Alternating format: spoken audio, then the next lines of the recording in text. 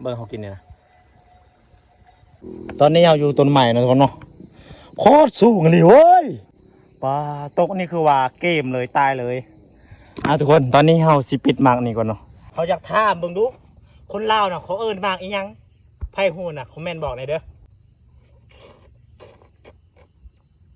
อันนี้มันเป็นนี่เขาเอิ้นว่าศาสนาพี่เนาะกราบสบายดีทุกคนวันนี้พวกเราพาไปเก็บไปปิดมากอันนี้เนาะมากนี่มันเป็นเครือเนาะแต่บ่ฮู้ว่ามันเป็นมากอีหยังภาษาลาวเขาเอิ้นว่ามากอีหยังจะน้อยเนาะเฮาสิถามว่ามันเป็นมากอีหยังคอมเมนต์บอกหน่อยเด้อแต่ตอนนี้ยังบ่ได้เนาะยังบ่ได้ขึ้นพุ่นปลายไม้พุ่นน่ะไปตัดไม่เกาะก่อนถ้าบ่ได้เกาะแล้วก็บ่ได้แล้วนี่มันน้อยๆนี่ทุกคนนี่แต่ตรงไม้ใหญ่มีสำนี่สำแขนอันนี้เขาเอิ้นว่าอีหยังบ่ฮู้กันเนาะอันนี้มันเป็นตัวนี้เขาเอิ้นว่าศาสนาพี่เนาะเขามักจะเฮ็ดแบบนี้สาธุอย่าบาปอย่ากรรมได้เจอแต่โตยดิ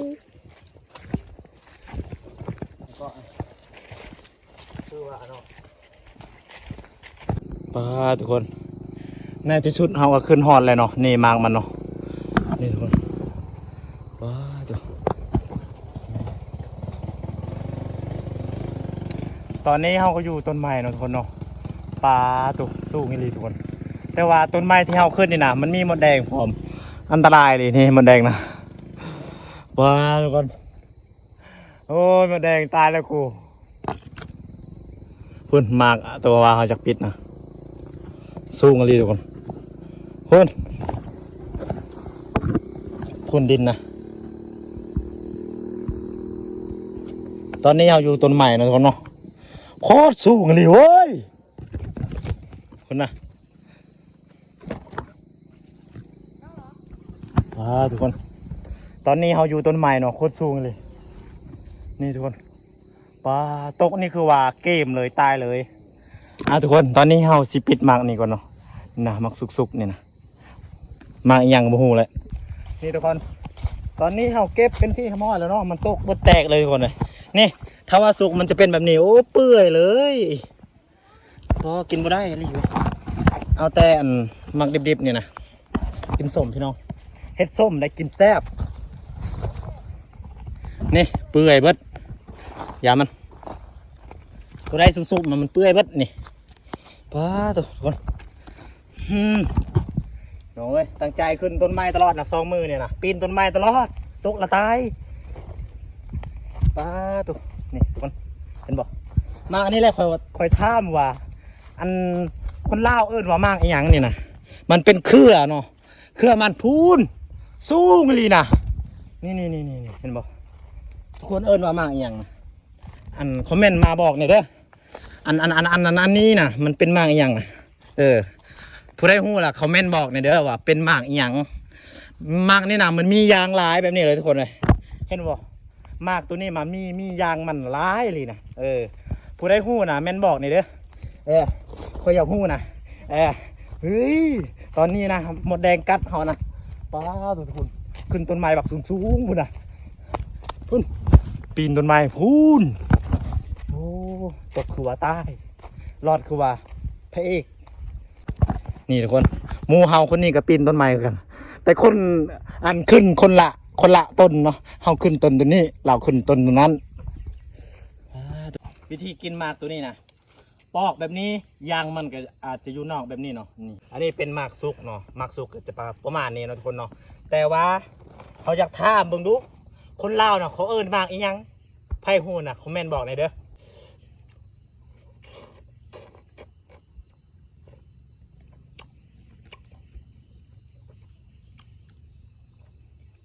ส้มหวานตัวนี้เขาสิปอกอยู่นำเนาะนำหวยแล้วเฮาตำให้ทุกคนเบิ่งกินตำมันแซ่บแน่นอนนี่ทุกคนตอนนี้เฮาปอกเลยเนาะเพราะว่าปอกสิเฮ็ดตำส้มเนาะพี่น้องเนาะเวลาปอกเนาะอย่างเพิ่นว่าแกนมันกระทิมเนาะนี่เอาแบบนี้เลยทุกคนใส่คุกแบบนี้แล้วเฮาตำจะน้อยเนาะนี่ปอกแบบนี้เลยทุกคนนี่เห็นบ่ป้าตัวปอกแบบนี้เลยแกนมันทิ่มเอาแต่ตัวนี้สมเพราะว่าเราสิตำสมเนาะ อันนี้แหละคอยบูฮู้ว่ามากอีหยังนะผู้ได้ฮู้ว่ามากอันนี้นะคอมเมนต์บอกในอยเด้อโอเคถ้าเบิ่งตอนเขาตำอีกนี่ทุกคนเนาะตอนนี้เขากำลังตำเนาะมากตัวเขาว่าบูฮู้ซื่อนะผู้ได้จะเป็นคนลาวนะช่วยคอมเมนต์บอกเนี่ยเพราะว่าภาษาเฮาเอิ้นว่าเสตำแบบนี้ดูเอาลายบอล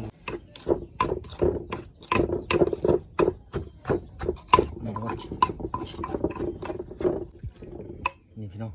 เขาลองซิมดูพี่น้องมา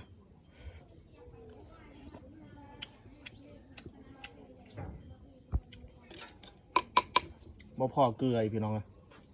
เขาก็ใส่ลายอยู่เลยเกลือนี่บ่พอตลอดกินคือเมื่อวานนี่นะ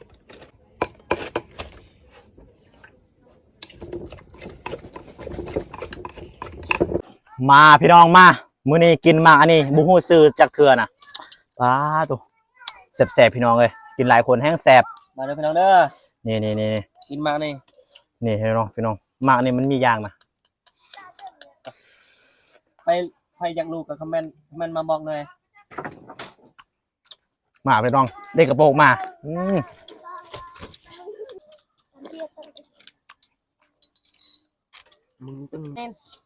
มาพี่น้อง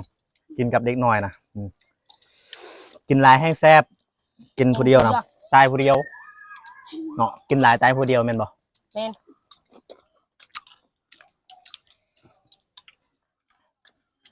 อร่อย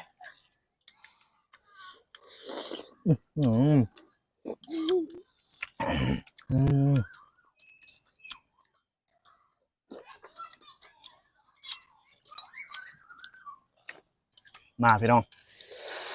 กินส้มอันนี้เฮาบ่ฮู้จักเทื่อนะ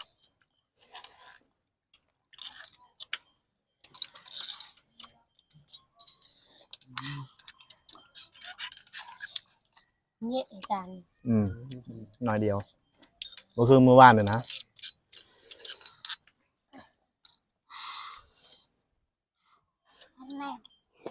กองเลยนะเดี๋ยวเอามาถ่ายเลยก่อนกองอ่ะ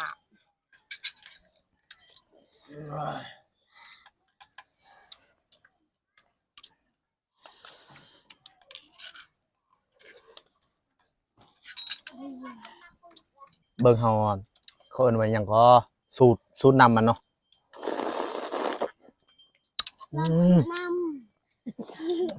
แซ่บหลายพี่น้อง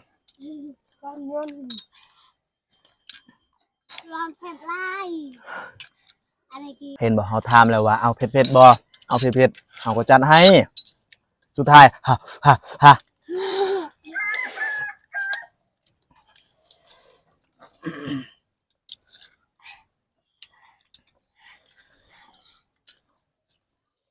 ไปตั้งกินลาวปลาสปาเยาเลยมีเกิดให้มาบอกว่าจะมีเจาะอะไรคือไง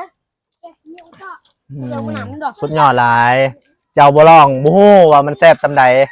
ลองแล้วติดใจแน่นอน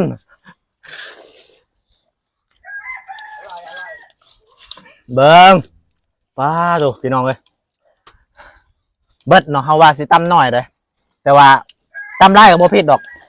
ของมันแซ่บเนาะบ่เหลือ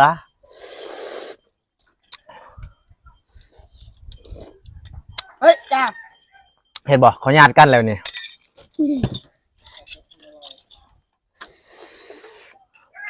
แซ่บเลยพี่น้องเอ้ยเนาะมื้อนี้เนาะช่วยกันบอกในเด้อช่วยคอมเมนต์บอกในเด้อว่ามากตัวเฮากินนี่นะมันเป็นมากอีหยังและก็คลิปของเฮาเนาะเบิดเพียงเท่านี้เด้อทุกคนเอ้ย